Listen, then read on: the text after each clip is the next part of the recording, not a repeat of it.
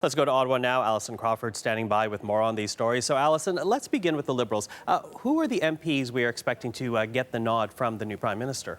Well, everyone in Ottawa has been playing cabinet speculation for the last 2 weeks, and thankfully it's coming to an end on Wednesday when the Governor-General will swear in Justin Trudeau as the 23rd Prime Minister.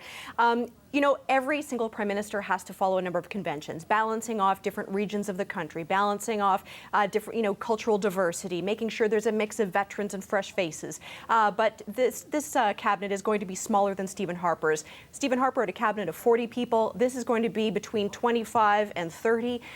And also, he made a big promise about having gender parity, so an equal number of men and women. So let's take a look at some of the male candidates who are expected to be in cabinet.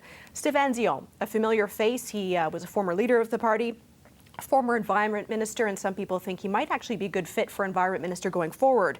Bill Morneau from Toronto, CEO of Morneau Chappelle, a very large human resources firm.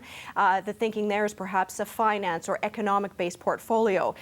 There's Jean-Yves Duclos, a Quebec economist, and in Edmonton, Amarjeet Sohi, who has been a city councillor. Then we look, and of course this list is by no means exhaustive, Michael. When we look at women going from west to east in Vancouver, there's Jody Wilson-Raybould, a former Crown prosecutor and regional chief for the BC Assembly of First Nations. Chrystia Freeland in Toronto. International trade is seen as something that might be a good fit for her. Karen McCrimmon was the first female Air Force commander in Canada. She's from the Ottawa area. And then in Labrador, Yvonne Jones. She served as the provincial Liberal leader and also served as a fisheries minister. So those are just some of the names that are being referred to. And of course, we'll know more by Wednesday when everyone is sworn in. That all said, on the other side of the aisle, the Conservatives are also talking not so much about cabinet, but more about interim leader.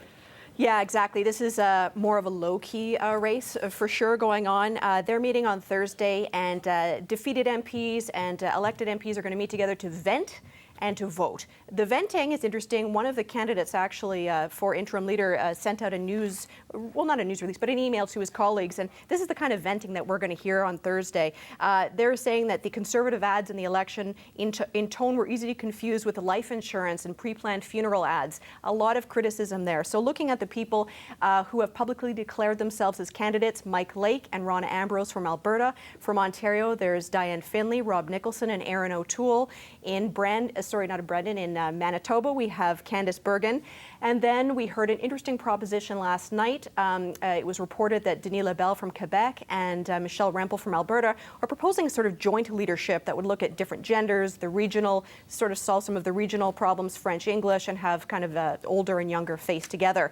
All of these candidates have been critical of the last election campaign, and all of them say that the future leader and future interim leader needs to communicate a more positive tone and talk more about policy instead of politics. Alison, thank you so much. The CBC's Alison Crawford in Ottawa.